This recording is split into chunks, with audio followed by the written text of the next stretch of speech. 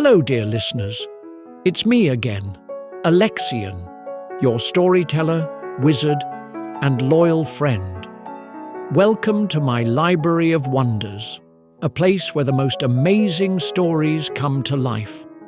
Not long ago, we traveled together to the Enchanted Zoo. I hope that journey left you with the warmest memories. Feel free to share your impressions with me. And remember, you can always return to the Enchanted Zoo whenever you wish. But today, I invite you to embark on a new extraordinary adventure. We will visit the Museum of Magic, a place where incredible artifacts, spells and secrets from various fairy tales, magical lands and fantastical dimensions are kept. Let's take my magical compass, which will open a portal to this amazing museum. Are you ready? Then let's go. When the compass needle stopped, a huge, sparkling portal opened before us. We stepped inside, and there we stood in front of enormous crystal doors adorned with patterns, glowing with a soft, magical light. On the doors, an inscription read, "Welcome to the Museum of Magic, the repository of wonders and secrets." The doors opened on their own, and we were greeted by a creature resembling a mix of a dragon and an owl. Its feathers shimmered with gold, and its bright blue eyes radiated kindness. "Welcome, guests," the creature said. "I am the archivist, the chief curator of the museum. I will guide you through our halls and show you the most amazing exhibits." We followed the archivist down the corridor. The walls of the corridor were covered with living paintings depicting scenes from fairy tales, dragons, dancing fairies, and heroes battling dark forces. Each painting seemed to invite us into its world, but the archivist led us further to the first exhibit. We entered a hall that resembled a dense forest. Tall trees with silvery leaves stretched up to the ceiling, and the air was filled with the scent of pine and flowers. Here, artifacts related to the magic of nature were gathered. "Nature magic," began the archivist, "is the oldest of all magics. It was studied by druids, forest spirits, and elves. They drew power from trees, rivers, and winds. This magic was used to protect forests, heal, and create harmony between people and nature. Around us were astonishing artifacts, as if the trees and plants themselves had decided to share their secrets. We saw ancient amulets made of branches that strengthened the connection with nature, crystals filled with the energy of the earth, and vessels with water from magical springs that could heal any wound. On one of the pedestals lay a giant leaf, which, according to legend, could transform into a shield that protected against any evil. The archivist led us to a glass dome, inside which lay the flute of the forest spirit. "This flute," he explained, "belonged to an ancient forest spirit who could control trees and plants. When he played it, the forest came alive. Trees moved, flowers bloomed, and animals gathered around to listen to the music.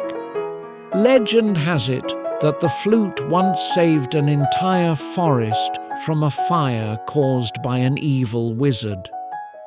We heard a soft melody, as if the flute itself was recalling its story. We continued down the corridor, which now resembled an underwater tunnel. The walls shimmered like seawater, and glowing fish and jellyfish swam around us. The archivist said, "The next hall is dedicated to the magic of water. Prepare to see something amazing." We found ourselves in a hall that looked like the ocean floor. Around us were corals, pearls, and glowing seaweed. In the centre of the hall stood a massive aquarium, inside which the trident of the Sea King glowed. Water magic, the archivist continued, was studied by sea mages, sirens, and even some people who lived along the coasts. It was used to control ocean currents, summon rain, and protect against storms. This magic is closely tied to emotions, as water reflects feelings like a mirror. Around us, the underwater world seemed to come alive, filled with magical items. We saw shells that could amplify voices, turning them into hypnotic songs, pearls that granted wishes, and vessels with water that never dried up. We noticed ancient maps marking sunken cities and magical nets capable of catching not fish, but dreams. This trident, the archivist explained, belonged to the legendary Sea King. He could control the oceans, summon storms, or calm the waves. Legend has it that the trident once helped save an entire city from a tsunami. We saw the trident sparkle with a blue light, as if the power of the ocean still resided within it. But the next hall awaited us. Now the corridor grew dark, but the walls were studded with stars glowing with a soft golden light. We felt surrounded by the atmosphere of space. The next hall is dedicated to the magic of stars and the heavens, said the archivist. We entered a hall where the ceiling resembled a starry night sky. The floor beneath our feet seemed transparent, and we could see planets and comets slowly rotating below us. A soft chime filled the air, as if the stars were singing their song. Star magic, said the archivist, was studied by star mages and astrologers. It was used to predict the future, find paths, and even create magical artifacts. This magic is connected to eternity and the mysteries of the universe. Around us stretched a cosmos of magical objects. We saw star maps that glowed in the dark, crystals capturing falling stars, and magical telescopes that allowed one to see not only distant planets, but also the future. We noticed ancient amulets protecting travelers and hourglasses filled with sparkling stardust instead of sand.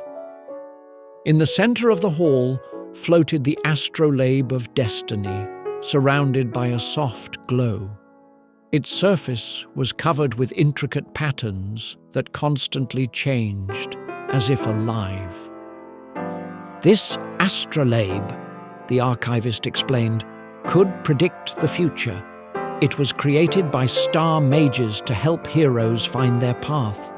Legend has it that it once guided a lost king back home, where he saved his kingdom. The archivist demonstrated how the astrolabe worked.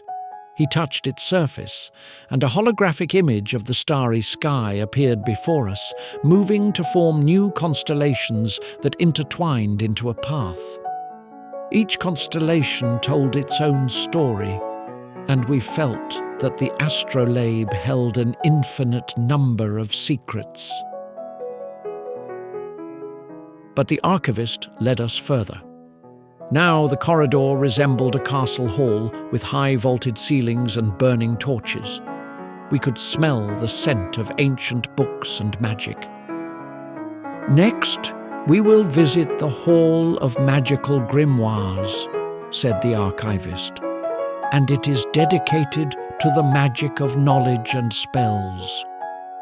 We entered a hall where shelves were lined with ancient books. Each book glowed with its own color, and some even whispered, as if they wanted to share their secrets. The air was filled with the aroma of old paper and ink. The magic of knowledge, said the archivist, was studied by mages, alchemists, and sages. It was used to create spells, study the world, and even alter reality. This magic requires immense concentration and wisdom. On the shelves and pedestals before us lay an entire library of magical secrets. We saw quills that wrote on their own, inkwells that never ran dry, and scrolls that only opened for the worthy. We noticed magical lenses that allowed one to read invisible texts, and keys that opened doors to other dimensions. In the center of the hall, on a pedestal, lay the Book of Time Spells. Its cover was adorned with a clock, the hands of which moved backward.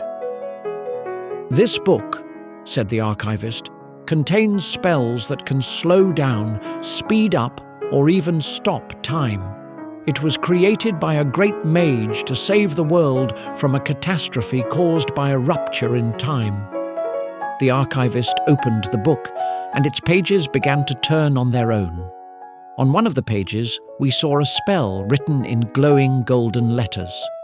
Suddenly, time around us slowed down. We could see dust in the air moving slowly, and sounds became deep and drawn out. "This is just a small part of its power," said the archivist, and time returned to its normal flow. And so we moved on.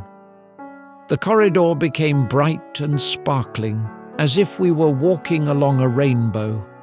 The archivist smiled. "The final hall is dedicated to the magic of light and hope." We entered a hall that shone with an enchanting golden light.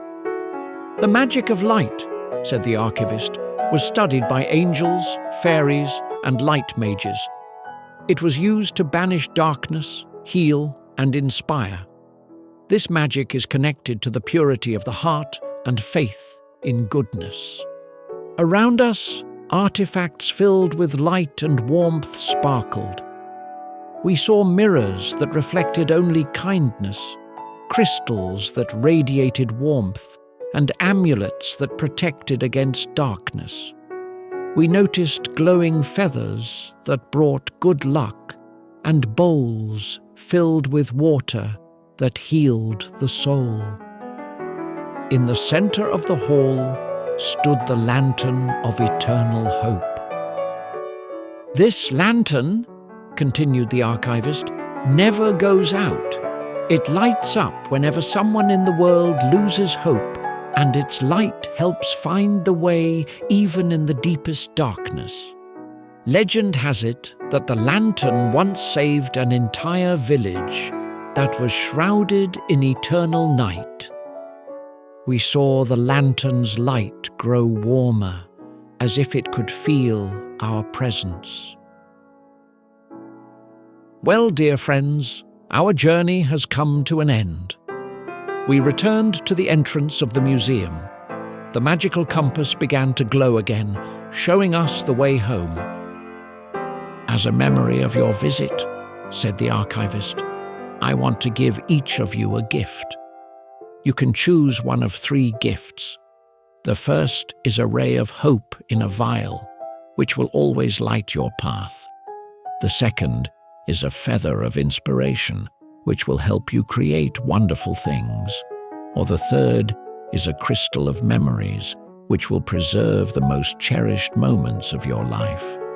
Make your choice, and this gift will always stay with you in your heart."